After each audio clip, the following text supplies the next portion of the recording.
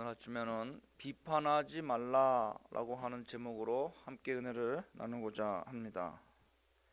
오늘 본문은 비판을 금하신 말씀인데, 사사로운 감정에 의해서 우리가 사람들을 비판을 한다면 그 비판하는 당사자도 역시 동일한 대가를 하나님 앞에 치르게 된다는 말씀입니다.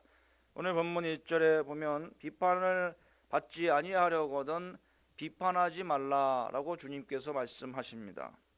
여기서 비판하지 말라는 것은 어떤 사람을 자신의 회사에 채용하거나 아니면 학교에서 학생을 입학시키기 위해서 흔히 면접 등의 방법을 통해서 사람을 선별하게 되는데, 그 선별하는 과정에서 그 사람을 평가할 수 있습니다. 그런데 그런 평가를 말하는 것이 아닙니다. 이렇게 사람을 내가 채용하거나 또는 그 사람과 함께 하기 위해서 하는 그런 종류의 인물 평가는 정당한 것이며 그것은 죄악이라고 할 수 없습니다. 또한 언론 등에서 특정 사람의 문제와 그 사람의 인격을 비판하는 보도를 하는 것을 보게 되는데, 이런 것도 그것도 비판하는 죄악이라고 말할 수는 없습니다. 그런 언론 기관의 비판이나 자성의 목소리가 있기 때문에 이 사회가 부조리나 부도덕이 사라지고 정직한 사회로 갈 수 있는 것이기 때문에 이런 종류의 고발 기능을 감당해야 된다고 할 수가 있습니다. 그러나 오늘 본문에 비판하지 말라는 주님의 가르침은 그 당시 바리새인들처럼 자신들은 마치 그런 동종의 죄로부터 완전히 자유로운 것처럼 외식하고 가장하면서 스스로 재판장의 위치에 서서 심판하는 것을 말합니다. 즉 비판하지 말라는 것은 심판하지 말라는 말입니다. 사람을 판단하여서 그 사람을 죄인으로 정죄하지 말라는 것입니다. 왜냐하면 사람을 심판하실 수 있는 자격과 그 역할은 오직 하나님께만 해당되는 것이기 때문입니다.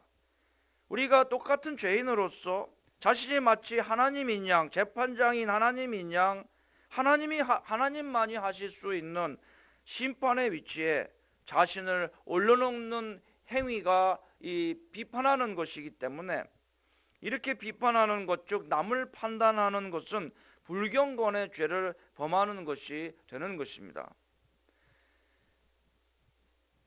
그래서 오늘 본문 2절에 보면 너희가 비판하는 그 비판으로 너희가 비판을 받을 것이요 너희가 헤아리는 그 헤아림으로 너희가 헤아림을 받을 것이니라고 말씀하십니다. 문제는요, 우리는 다 죄인이고 의인이 우리 중에 한 사람도 없기 때문에 만약 내가 남을 판단하고 남을 헤아린다면 내가 판단하는 그 판단과 그 헤아림의 그 잘못된 부분을 나 또한 범한 적이 있고 또 지금도 범하고 있기 때문에 자신이 판단하고 정죄하는 그 발언으로 인해서 나 자신도 함께 정죄를 당하게 된다는 것입니다. 내가 남을 판단하고 남을 헤아리는 그 기준에 나도 걸려든다는 거죠. 왜냐하면 나도 똑같은 죄를 범했거나 범하고 있기 때문입니다. 내가 정한 기준에 나 스스로 걸려들게 되기 때문에 좀 내가 남을 판단하고 헤아리는 그 말로써 나 자신도 함께 정죄를 당하게 되는 셈입니다. 그래서 비판하지 말아야 된다고 하는 것입니다. 사람은 누구든지 남에게 죄를 지은 죄대로 벌을 갚아줄 만한 권세를 가진 사람이 또한 아무도 없습니다. 비판을 하는 것은 그러므로 헛된 일일 뿐입니다. 재판장이 왜 재판정에서 재판을 합니까? 재판하는 이유는 그 잘못된 것이 드러나면 그 죄대로 처벌하기 위함인 것입니다. 만약 처벌할 권세가 재판장에게 없다면 아무 재판할 필요도 이유도 없게 되는 것이지요. 그런데 우리가 남을 처벌할 권한이 있습니까? 우리들은 누구도 남을 벌할 권한을 가지고 있지 않습니다. 오직 벌은 하나님께서만 인간에게 내리시는 것입니다. 그러므로 비판하는 일은 인간에게는 가당치 않은 일이라는 것입니다. 또한 우리에게는 완전한 지혜가 없기 때문에 인간의 부분적인 지혜와 분별력을 가지고서는 죄의 경중을 정확하게 알 수가 없어서 비판한 능력 자체가 우리에게 그런 분별력이나 판단력이나 지혜 자체가 우리 인간에게는 없다는 것입니다. 오죽하면 10길 물속은 알아도 1길 사람 속은 모른다고 했습니까? 옛말에 호랑이의 거죽은 그릴 수 있어도 그 호랑이 뼈는 그릴 수 없다고 했어요. 아무리 뛰어난 화공이라도 호랑이 뼈를 그릴 수는 없다고 그랬습니다. 사람의 속에 있는 것을 사람이 어떻게, 하나님이 아닌데 어떻게 알고, 남의 속도 모르면서 어떻게 그 사람을 함부로 판단하고 헤아릴 수가 있겠습니까? 그런 능력 자체가 우리에게는 없다는 겁니다. 그 예로서 주님이 말씀을 하십니다. 큰 것을 작게 보고 우리는 작은 것을 크게 보는 실수를 너무 많이 범합니다. 중요한 것을 중요하지 않게 여기고 중요하지 않은 것을, 사소한 것들을 중요한 것으로 보는 오류를 우리는 너무나도 많이 범한다는 것입니다. 그러면 무엇이 중요한 것이며 무엇이 큰 것이겠습니까? 그것은 나 자신에 관계된 일이 중요한 것이며 사람 내부에서 일어나는 일이 더 큰 일인 것입니다. 남의 지금 하는 것이 중요한 게 아니라 내가 하는 게 중요한 거예요. 내가 무슨 짓을 하고 있는지, 남의 일을 관여하고 개입할 그런 문제가 아니라는 겁니다. 내 자신의 지금 내 코가 석자라는 거예요. 지금 그게 큰 일이라는 겁니다. 또 사람 겉에 일어나는 겉의 겉모습이나 이런 것 중요한 게 아니라 정말 큰 것, 크고 중요한 것, 사람 내면에 있는 문제라는 겁니다. 그런데 사람들은요, 나에게 대해서 너무 관대해요. 무관심해요. 반면에 남에게 관계된 일에는 아주 예민하고요, 비판하기를 좋아합니다.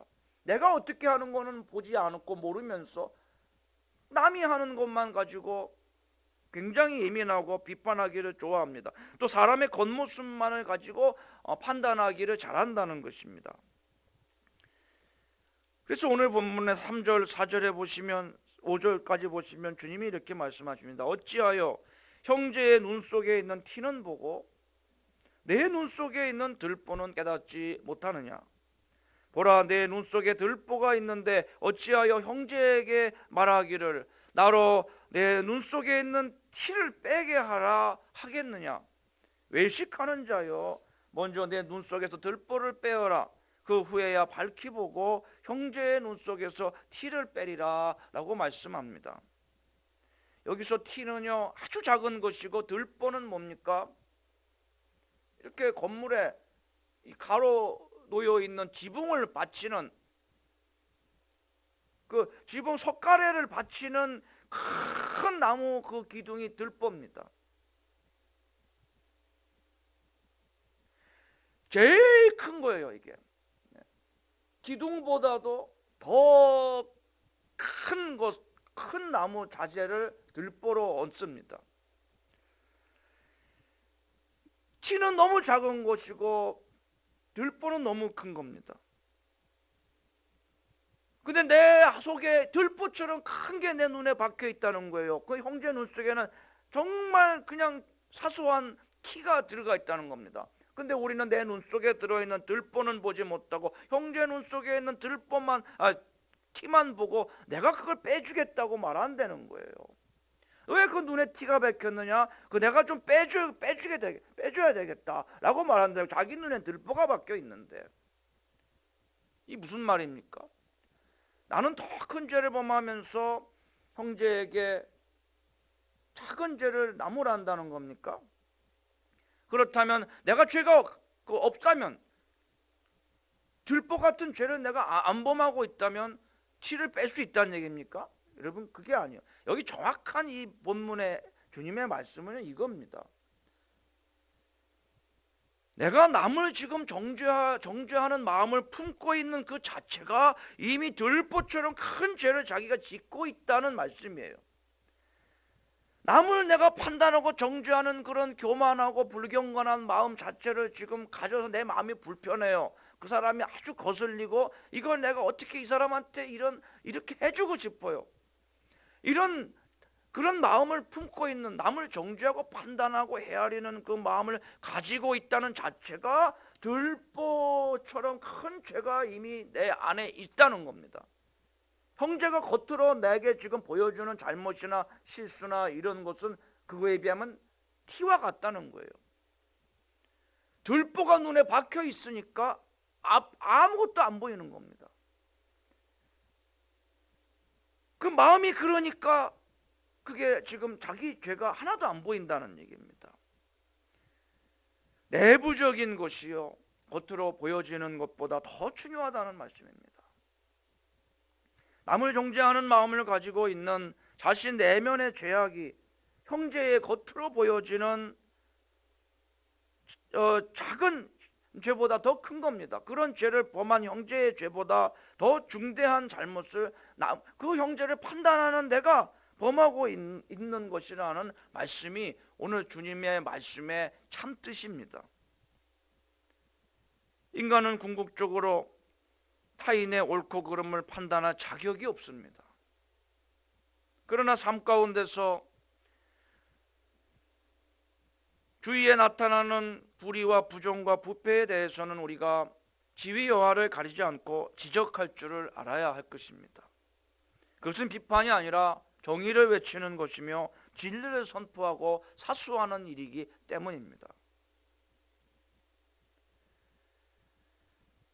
그러나요, 이 상대방이 잘못에 대해서는 우리가 그것을 너그럽게 용납해주고 품어주고 이해해주고 용서해주는 자세가 필요합니다. 왜 그러냐 하면요, 그 상대방이 이미 자기 잘못을 알고 있어요. 왜 말하지 않는지 아십니까? 그 형제가 이미 자기가 잘못한 걸 알아요. 상대방이 먼저 자기 잘못을 알고 스스로 지금 괴로워하고 있는데 너무 자기 자신을 잘 알고 있다는 거예요. 그러면서 우리 연약하기 때문에 그런 실수를 하면서 아차 실수했구나, 내가 이런 건 참 나 자신이 못됐어 라고 내가 알고 있다는 겁니다. 자기도 괴롭다는 거예요. 그런데 그걸 뭐 하려고 그거를 들춰내냐는 말입니다. 그 위로해주고 기도해주고 용서해주고 또 격려해줘서 하나님이 그 마음에 움직이시고 역사하셔서 스스로 성령님께 그걸 맡겨서 깨닫고 죄에서 돌이킬 수 있도록 우리가 권면해주고 도와줘야지, 그걸 비판하고 정죄한다고 해서 그 사람이 고쳐지냐는 거예요. 그래서 우리가 너무 그런 것 때문에 비판보다는 사랑이 좋은 것입니다. 예전에 우화에도 나오지요. 그 나그네가 겉옷을 이렇게 입고 가서 그것을 햇님과 바람이 그걸 벗기는 거 내기를 했는데, 바람을 아주 찬 바람을 불어가지고 춥게 해서 더 꽁꽁 이렇게 입고 안 벗는데 그 해가 밝게 비치니까 따뜻하게 하니까 이 사람이 더워서 이거를 외투를 벗었다는 겁니다. 사랑으로서만 우리가 사람을 변화시킬 수 있고 또 용서로서 감화를 줄 수가 있는 것입니다. 이게 기독교의 복음입니다. 주님도 현장에서 가늠하다가 잡힌 여인은 그 누구든지 돌을 들어서 그 사람을 현장에서 죽일 수 있고, 그렇게 해서 이스라엘의 죄악이 뿌리 뽑히고 그런 범죄가 근절되는 것이 그게 모세의 율법이었어요. 그게 정당하고 정의로운 것이냐, 사람들은 의분에 차서 그런 여인을 돌로 치려고 화를 내고 정죄를 알고 있을 때 주님께서 뭐라고 그럽니까? 이 가운데서 죄 없는 자가 먼저 돌로 치라고 합니다. 아무도 못하고 다 돌을 더 내려놓고 가버립니다. 주님께서 그 여인에게 말씀합니다. 나도 너를 정죄치 아니하노라. 나도 너를 정죄하지 않으니 평안히 가라 그랬습니다. 그것이 그 여인을 변화시킨 것입니다.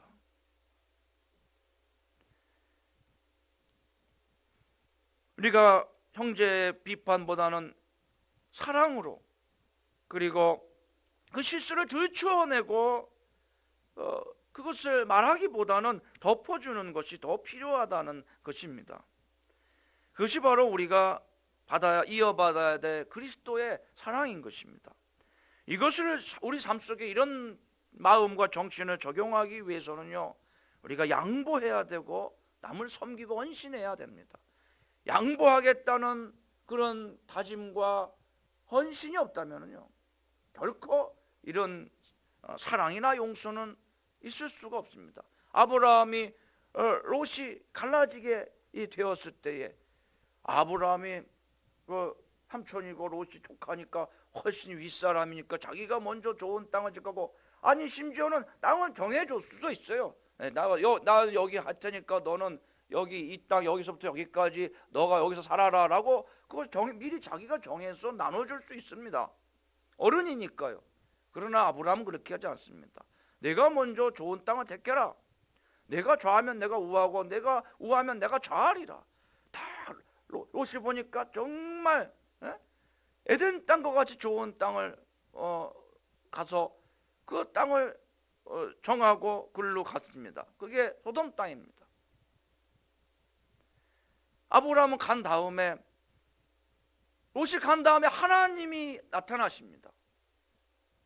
그래서 동서남북을 네가 바라봐라. 네가 그 보는 땅이 다 내 것이 될 것이다. 뿐만 아니라 내가 네 자손으로 번성케 해서 하늘의 별처럼 땅의 모래처럼 내가 셀 수 없이 내 자손을 많이 줄일 것이다 라고 하는 축복까지 하나님이 해주십니다. 누가 하나님 앞에 승자입니까? 양보하고 그 용서하고 섬겼던 아브라함이 롯보다 더 큰 자요, 그 의로운 사람이고 승자입니다. 왜? 하나님의 사랑과 은혜를 아브라함이 용서하고 관용하고 양보할 때, 섬길 때 하나님이 그를 용서해 주시고 섬겨 주시고 또 그에게 사랑을 베풀어 주셨기 때문인 것입니다. 우리가 왜 죄를 용서해야 됩니까? 그래야 내가 하나님 앞에 내 죄를 사함받기 때문이에요. 내가 사랑해야 되는 이유는 그래야 내가 하나님 사랑을 더 받기 때문입니다. 내가 왜 남을 섬겨야 됩니까? 뭐 모자라서 섬깁니까? 그게 아니에요. 섬겨야 하나님이 나를 섬겨주십니다. 그래야 하나님이 나를 위해서 내 사정을 아시고 하나님이 나에게 좋은 것들로 채워주시기 때문에 내가 남에게 그런 섬김을 해야 되는 것입니다. 진짜 위대한 것은요, 양보하고 섬기는 겁니다. 헌신하는 겁니다. 이거는 성숙한 자만이 할 수 있어요. 집안에서요, 제일 섬김을 많이 받는 사람이 누군지 알아요? 갓난아기예요. 아기가 얼마나 많이 섬기지. 온 할머니, 할아버지, 아빠, 엄마, 형 다 섬깁니다. 형이 애 조금만 잘못해도 엄마가 나무래요. 야, 너 왜 우리 아기 왜 함부로하느냐? 아기가 높은 겁니까? 집안에서 제일 높은 거예요? 제일 높은 사람, 제일 강한 사람이 위대한 사람입니까? 제일 약하고 연약한 거예요. 그래서 교회 안에서는요, 네가 내 짐뿐 아니라 남의 짐도 지라고 그랬습니다. 믿음이 강한 자는 연약한 자를 비판하지 말고 그 연약한 자를 섬기라고 바울은 말씀하고 있습니다. 우리 몸에서도 강한 지체가 약한 지체를 섬기는 것이 아니냐 그랬어요. 여러분, 발하고 손 비교해 보세요. 어떤 게 더 유용합니까? 저는 손이라고 당연히 생각하죠. 근데 어떤 분은 발이라고 그러더라고요. 왜냐하면 이분은 손으로 별로 하는 게 없고 어디 구경 다니고 다니는 거 좋아요. 그러니까 이게 발이 없으면 이게 휠체어 타고 어디 구경 다니기 힘든데 발은 있어야겠다. 발을 택하는데 일반적으로 손이 귀하죠. 하는 일이 어떤 게 많습니까? 발로 하는 것보다 손으로 하는 일이 더 많아요. 손이 유용하죠. 그런데 여러분, 발이 손을 섬깁니까? 손이 발을 섬깁니까? 여러분이 나오실 때 양말을 손이 발에다 신겨줬잖아요. 손으로 발을 씻지 않습니까? 발을 씻겨주는 건 손 아닙니까? 발에 로션을 바르게 되면 손이 발라주지 발이 손에 로션을 발라주지 않지 않습니까? 여러분, 강한 사람이, 또 지혜로운 사람이, 성숙한 자가 연약하고 또 어리석고 무지하고 미숙한 사람을 섬기는 겁니다. 큰 그릇이 작은 그릇을 포갠다라는 말이 있지 않습니까?